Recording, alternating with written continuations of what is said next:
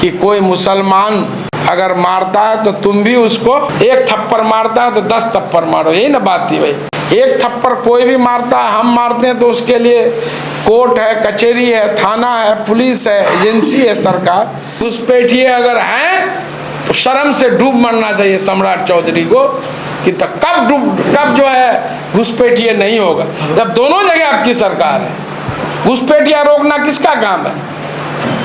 जो देश का जो सीमा किसके अधीन है?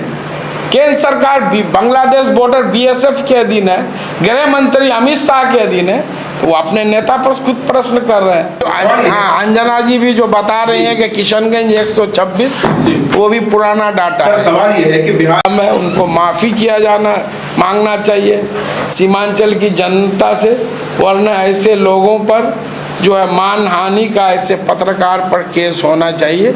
मैं इस संबंध में लीगल ओपिनियन भी जो अपने जो लीगल एक्सपर्ट है उनसे लूँगा, अगर बनेगा तो उसके खिलाफ मान हानि का भी केस दूंगा। किसी जब तक नीतीश कुमार को गद्दी से नहीं उतारेंगे ये मुरेठा नहीं खोलेंगे। सबसे पहले जो मेरे कार्यालय में आप सभी प्रिंट एवं इलेक्ट्रॉनिक मीडिया के सभी साथियों का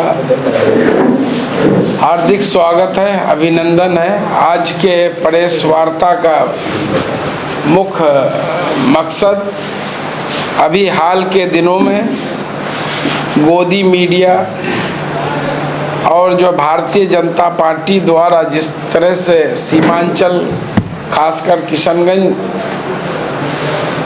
को बदनाम करने की कोशिश की गई है, उसी पर जो है आज की प्रेस वार्ता जो टीम मास्टर मुजाहिद आलम है, उनके प्रवक्ता हैं डॉक्टर नूर आलम साहब और कार्यालय प्रभारी है नजीब मोहम्मद नजीब आलम या नजीब मोहम्मद, दोनों नाम बनाए गए हैं। अभी इन्हीं के द्वारा आयोजित किया गया। सबसे पहले अभी आप देखे होंगे कि आज तक न्यूज़ चैनल पर जो उनके एंकर है अंजना ओम कश्यप, पिछले दिनों किशनगंज सीमांचल के आधार डाटा को लेकर पूरे देश में हाय तौबा मचाकर किशनगंज सीमांचल को अपमानित बदनाम करने की कोशिश की गई है। एक राष्ट्रीय चैनल और एक जिम्मेदार पत्रकारिता से बिल्कुल उलट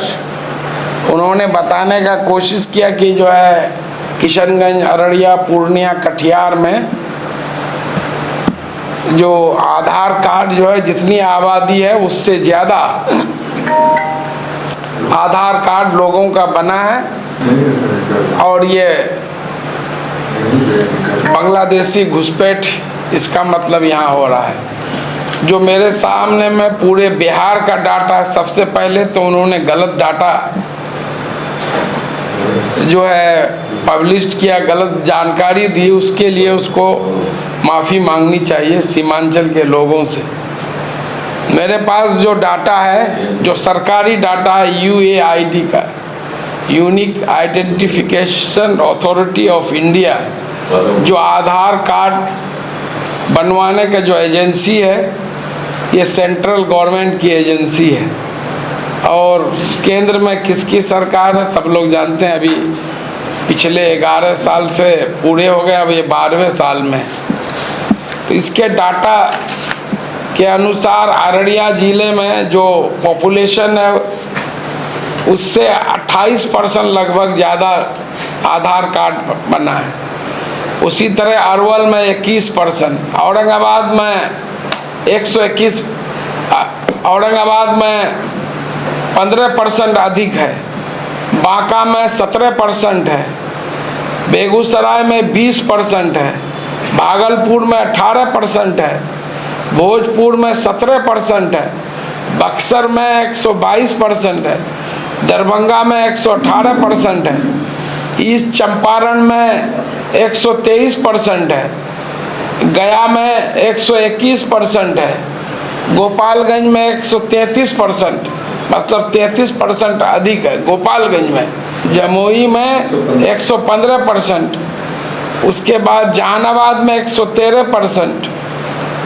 भभुआ में 121%, कटिहार में 128%, उसके बाद जो है खगड़िया में 121%, किशनगंज में 136%, लखीसराय में 121%, मधेपुरा में 121%, मधुबनी में 116%, मुंगेर में 113%, मुजफ्फरपुर में 116%, नालंदा में 119%, नवादा में 119%, पटना में 120%, पूर्णिया में 129%, रोहतास में 116%, सहरसा में 120%, समस्तीपुर में 121%, सारण में 129%, शिवहर में 120%, सिवान में 125,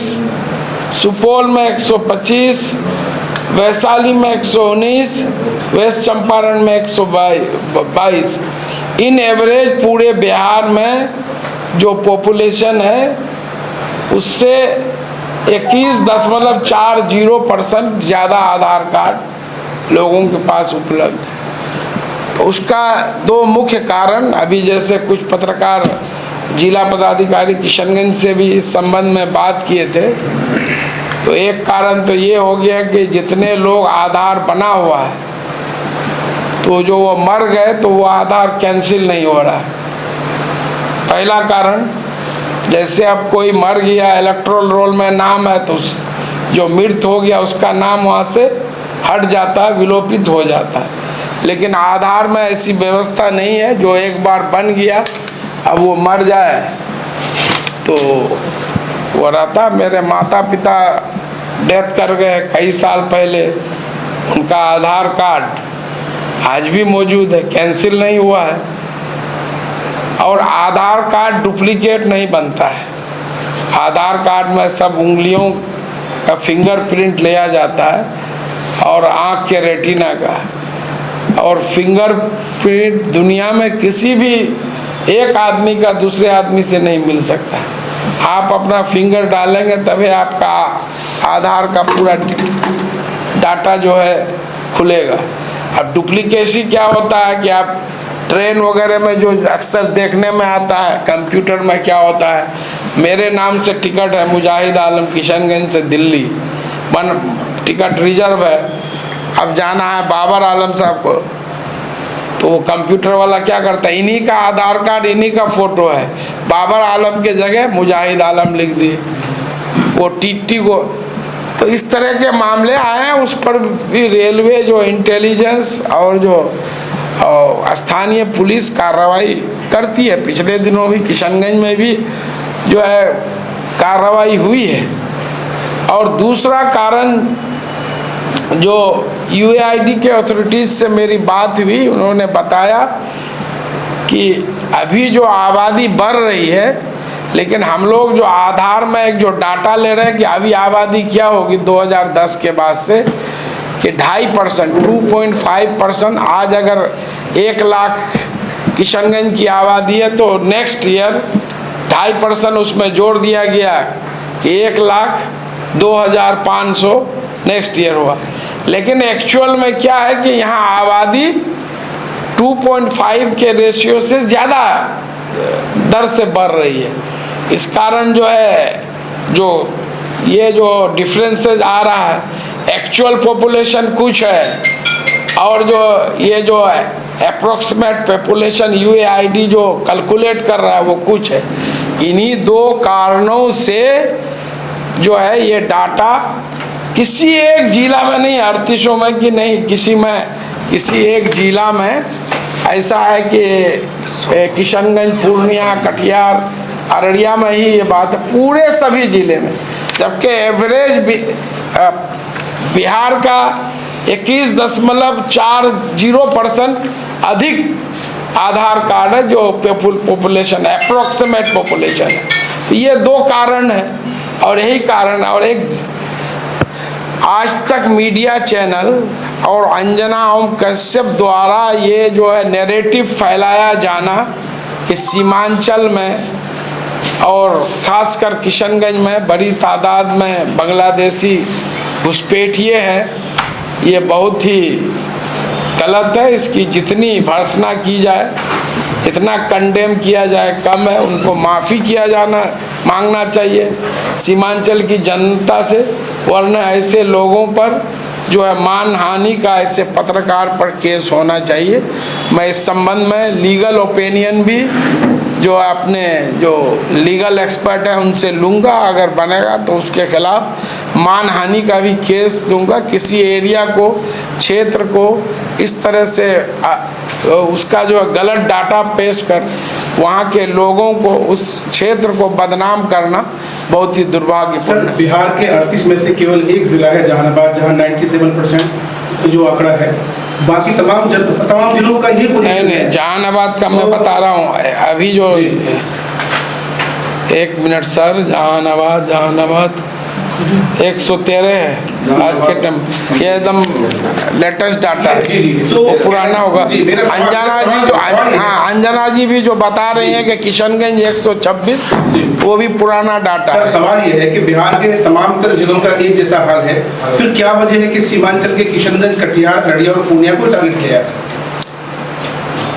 ये तो आप जान ही रहे हैं कि कुछ लोगों द्वारा, एक भारतीय जनता पार्टी द्वारा हमेशा सीमांचल किशनगंज को बदनाम करने की कोशिश की गई है। अभी आप सम्राट चौधरी का बयान पढ़ लीजिए, जो एक जिम्मेदार पद पर बैठे हुए हैं, संविधान की शपथ लिए वो उप मुख्यमंत्री हैं, गिरिराज सिंह जी केंद्रीय मंत्री हैं, उनके बयान को सुन लीजिए। एक जो कौन बाचोल या माचोल है, विधायक है उनके बयान को सुन लीजिए, तो आपको खुद पता चल जाएगा कि ये कौन सी साजिश है, इन लोग क्या करना चाहते हैं। गिरिराज सिंह को तो अपने काम से मतलब नहीं है, कभी सुने हैं, हमेशा मंत्री रहे हैं, वो मंत्री रहे हैं, तो जो है कभी सुने होंगे कि वो अपने काम के बारे में कभी बताए होंगे प्रेस कॉन्फ्रेंस। उनका यही काम है, हिंदू मुसलमान, आप जानते हैं पिछले दिनों वो जो हिंदू स्वाभिमान यात्रा लेके किशनगंज में गांधी चौक में भी कितना आपत्तिजनक शब्दों का प्रयोग किया था, वो आप सबके सामने में केंद्रीय मंत्री द्वारा ये कहा जाना कि कोई मुसलमान अगर मारता है तो तुम भी उसको 1 थप्पड़ मारता है तो 10 थप्पड़ मारो, यही ना बात थी भाई। तो कानून में तो ये नहीं कहता कि कोई आप 1 थप्पड़ मारता है तो 10 थप्पड़, 1 थप्पड़ कोई भी मारता है, हम मारते हैं तो उसके लिए कोर्ट है, कचहरी है, थाना है, पुलिस है, एजेंसी है सरकार। तब केंद्र के मंत्री जो है कानून को नहीं मानेंगे तो उस देश का, राज्य का क्या होगा सोचिए। उसी तरह सम्राट चौधरी, अभी पूरे बिहार में SIR special intensive revision of electoral roll चल रहा है के तहत 24 जून को ये इलेक्शन कमीशन ऑफ इंडिया का आदेश आया। 25 जून से 26 जुलाई के बीच जो है आपको BLO को घर घर जा कर के आपको जो उसका फॉर्मेट देना है, फिर उसको डॉक्यूमेंट के साथ भर के देना है। तो किशनगंज जिले में इसमें मांगा जा रहा है कि भाई कौन किस डेट में पैदा हुआ, उस हिसाब से अपना कब पैदा हुए और कहाँ पैदा हुए, मतलब डेट ऑफ बर्थ और प्लेस ऑफ बर्थ आपको शो करना है। तो उसके लिए लोग निवासी जो बेचारे पढ़े लिखे नहीं हैं, गरीब हैं, मजदूर हैं, अनपढ़ हैं, SC ST के लोग हैं, अति पिछड़ा के लोग हैं, उनके लिए एक ही पहचान है। अपने आधार को इससे डिबार करके रखा है इलेक्शन कमीशन ने, सिर्फ 11 दस्तावेज को मंजूरी दी है। तो आदमी के लिए अल्टरनेट क्या है? आधार का ये निवासी प्रमाण पत्र। जब आप यहाँ इतनी बड़ी आबादी है, 17 लाख 18 लाख, और जो है उसमें अगर लोग 1,27,000 निवासी बनाने के लिए अप्लाई किए हैं, तो उस पर वो सवाल खड़े करते हैं कि ये इसकी जांच होनी चाहिए। भाई आप सरकार में बैठे हुए हैं, केंद्र में भी आप ही की सरकार है, और निवासी कोई ऐसे थोड़े बन जाता है। तो सम्राट चौधरी जैसे जिम्मेदार व्यक्ति द्वारा इस तरह की बात किया जाना बहुत ही दुखद है। उनको किशनगंज की जनता से माफ़ी मांगनी चाहिए। सर, चुनाव के साथ है, क्या ये प्रोपेगेंडा है? मुस्लिम बहुल इलाका है, इसलिए इस तरह का दिखाया जा रहा है, बताया जा रहा है। निश्चित रूप से जिस तरह का बयानबाजी बाचोल माचोल का, आपको सम्राट चौधरी का, गिरिराज सिंह का, वो लोग इसी फिराक में है कि इसी ऐसे तो काम कुछ किए नहीं हैं, उसको तो समाज में सिर्फ द्वेष फैलाने का काम किए। तो उनकी मंशा वही है कि मुख्य मुद्दों से लोगों का ध्यान भटकाने के लिए ये कर रहे हैं। आज भ्रष्टाचार कितना चरम सीमा पर है, कितना चरम सीमा पर है। आपने जमा खान साहब से मुलाकात की थी, तो क्या आधार मामले को लेकर के उनसे कुछ बात हुई आपकी? जी जी, मेरी जमा खान साहब से मिला और मेरा आधार कार्ड और जो आसिफ रजा प्रकरण में जो दोषी पुलिस पदाधिकारी हो उस पर तो कार्रवाई हो ही रही है। ह्यूमन राइट्स कमीशन से भी केस हो गया, मुझे मेल से जो है जानकारी भी है। तो उसी में उनको पत्र दिया था और ये निवासी प्रमाण पत्र पर जो उसका स्लो कर गया, तो लोगों को अभी जो SIR होना है तो प्रमाण पत्र कैसे देंगे, तो उस संबंध में भी बात हुई थी। और इस मामले में भी बात थी, वहाँ भारतीय जनता पार्टी के लोग भी बैठे हुए थे, मैं जब कल मिला था, और मैं उन लोगों के सामने मैं इन बातों को रखा। सर, आपने SIR को लेकर के सुप्रीम कोर्ट में PIL दायर की थी, क्या है लेटेस्ट अपडेट? लेटेस्ट अपडेट यही है, माननीय सर्वोच्च न्यायालय में जो 2 जजों की बेंच सुन रहे हैं, तो आपको तो खुद पता होगा, जस्टिस धूलिया ने इलेक्शन कमीशन से खुद सवाल किया, आम जनता तो दूर, जो डाटा आप मांग रहे हैं इतने कम समय में मैं खुद नहीं दे पाऊंगा। तो आप इसी से समझ सकते हैं। फिर उन्होंने सजेशन दिया है कि आप आधार, वोटर आई कार्ड और राशन कार्ड को भी इसमें शामिल कीजिए। अब वो क्या करते हैं, इलेक्शन कमीशन तो एक बहाना है, पीछे तो उनका मोदी जी, अमित शाह हैं कि हमको बैकडोर से बिहार की सत्ता हथियाना है, कहीं पर वोट बढ़ जाता है। अभी मैं आम आदमी पार्टी के माननीय राज्यसभा सांसद से भी मिला, वो दिल्ली चुनाव का वो बता रहे थे अभी सर्किट हाउस में कि जो माननीय सांसद या मंत्री लोग दिल्ली में रहते हैं जिनका वोटर लिस्ट में नाम है, तो उनका जो लोकसभा चुनाव में 2 या 3 आदमी का नाम था, वही असेंबली चुनाव में जितना भाजपा के नेता हैं, MP मंत्री हैं, सबका वोट, किसी का 33 हो गया, किसी का 23 हो गया, किसी का 44 हो गया। तो ये वोट आया कहाँ से? महाराष्ट्र में भी यही खेला हुआ, और बिहार में ये एक जो चुनाव से ठीक पहले सबसे बड़ा सवाल तो इलेक्शन कमीशन ने ये खड़ा किया है कि चुनाव से ठीक पहले सिर्फ बिहार के लिए, और ये कम समय, ये तो उसने भी मांगा।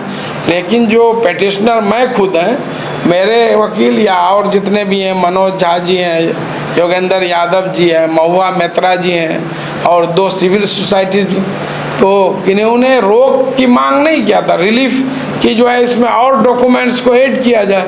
अब 28 को सुनवाई है, चुनाव आयोग को 1 सप्ताह का वक्त दिया गया, 1 सप्ताह में उसे जवाब देना, 17 तक, 17 जुलाई को जो जवाब देगा वो फिर जितने याचिका करता है उनको उसका काउंटर एफिडेविट देना है कि उनके चुनाव आयोग के जवाब से आप सहमत हैं या क्या आपत्ति है, तो क्यों आपत्ति है, तो वो सब 1 सप्ताह का टाइम देगा। फिर 28 को सुनवाई होगी, और ये प्रक्रिया जैसे 26 जुलाई तक चलेगा फॉर्म लेने का, 1 अगस्त से 1 मार्च तक जो है इसकी जांच होगी, फिर दावा आपत्ति है, और 30 सितंबर 2025 30 जो है इन सब प्रक्रिया के बाद जो वोटर लिस्ट तैयार होगा वो प्रकाशित होगा 30 सितंबर 2025 को। और जो प्रावधान इसमें अगर आधार वगैरह ये सब नहीं ऐड हुआ तो मैं समझता हूँ कि लाखों लाख लोग का नाम वोटर लिस्ट में शामिल होने से रहा, जो कि ऑलरेडी पहले वोट दे चुके हैं। और इसमें वोटर लिस्ट में नाम काटा जाएगा नहीं, ऑलरेडी काट दिया है। मैं बताया ना, जैसे एग्जाम्पल पूरे बिहार में 3 करोड़ 10 लाख का, और मैं जिस असेंबली कंस्टिट्यूंसी से बिलोंग करता हूँ 55 कोचा धामन, वहाँ पर 2,73,000 वोटर्स थे लोकसभा चुनाव में। अभी 1,40,000 लगभग है, मतलब 1,33,000 लोगों का नाम काट दिया गया जो पिछले 2024 चुनाव में, लोकसभा चुनाव में वोट किए हैं। अब उनको शो करना है कि आप इस देश के नागरिक हैं, तब आपको वोटर लिस्ट में आपका नाम चलेगा। सर, सम्राट चौधरी का बयान आया है कि सीमांचल के पूर्णिया और किशनगंज में बांग्लादेशी घुसपैठियां हैं, जिस कारण ये गतिविधि हुई है, वोटर की संख्या और आवासीय प्रमाण पत्र बनाए जा रहे हैं। तो सम्राट चौधरी को तो गद्दी में रहने का तो कोई अधिकार ही नहीं है। केंद्र में 12वां साल है उनकी सरकार है, 20 साल से नीतीश कुमार जी मुख्यमंत्री हैं, 3 साल को छोड़ के 3-4 साल छोड़ के बीजेपी उसके साथ है, उस पर भी घुसपैठिए अगर हैं तो शर्म से डूब मरना चाहिए सम्राट चौधरी को कि कब जो है घुसपैठिए नहीं होगा, जब दोनों जगह आपकी सरकार है। घुसपैठिया रोकना किसका काम है? जो देश का जो सीमा किसके अधीन है? केंद्र सरकार बांग्लादेश बॉर्डर BSF के अधीन है, गृह मंत्री अमित शाह के अधीन है, तो वो अपने नेता पर खुद प्रश्न कर रहे हैं। और सम्राट चौधरी क्या करते हैं, क्या बोलते हैं, वो सब जग जाहिर है। वो खुद RJD में थे, RJD छोड़ के जनता दल यू में गए, अभी बीजेपी में है, बीजेपी में प्रदेश अध्यक्ष थे, फिर हटा दिया गया और मुरेठा बांध लिए, नहीं देखे हैं, पगड़ी बांधे थे ना, मुरेठा ना बोलते हैं उसको, बांध के क्या कसम खाए थे कि जब तक नीतीश कुमार को गद्दी से नहीं उतारेंगे ये मुरेठा नहीं खोलेंगे। नीतीश कुमार को गद्दी से उतार दिए, आप ही पता ही है ना पत्रकार महोदय, गद्दी से उतर गए नीतीश कुमार। और बीच मझदार में जो अपने बोले, अपना जो मुरेठा लेके नीतीश कुमार के चरणों में समर्पित कर दिए कि आप ही हुजूर, आप ही मुख्यमंत्री रहिए और हम आपके साथ हैं। और फिर नारा दे रहे हैं 2025 से 30 फिर से नीतीश। ऐसे आदमी का बात विचार कथनी और करनी में बहुत अंतर, आप खुद देख लीजिए। सर, आपने कहा कि वोटर लिस्ट से लाखों की संख्या में जो लोगों का नाम कट चुका है, तो ये इसका अंदाजा कैसे लगाया किसका नाम है, किसका नाम? आप बूथ लिस्ट, आप में एग्जैक्ट डाटा बता दिया ना, 3 करोड़ 10 लाख पूरे बिहार में, अपने असेंबली में 1 करोड़ 33 लाख है।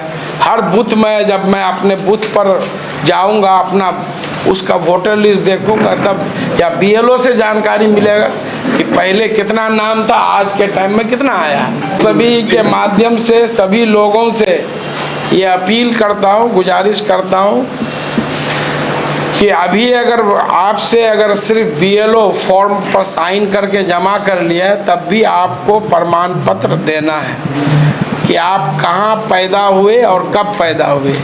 अगर आपका जन्म 1/7/1987 से पहले हुआ है तो सिर्फ अपना देना है।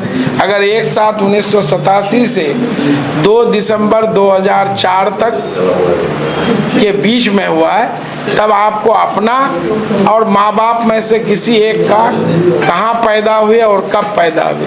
और जो 2 दिसंबर के 2004 के बाद पैदा हुए उनको अपना भी, माँ का भी, बाप का भी, कहाँ पैदा हुए और कब पैदा हुए, मतलब date of birth, place of birth का सर्टिफिकेट देना पड़ेगा उस 11 विकल्पों में से। और इलेक्शन कमीशन ने जो 3 सुझाव दिए हैं, ये आदेश नहीं है, ऑर्डर नहीं है, तो सुझाव तो अब अमल करेंगे नहीं करेंगे तो उस पर फिर माननीय सर्वोच्च न्यायालय को 28 को फैसला लेना है।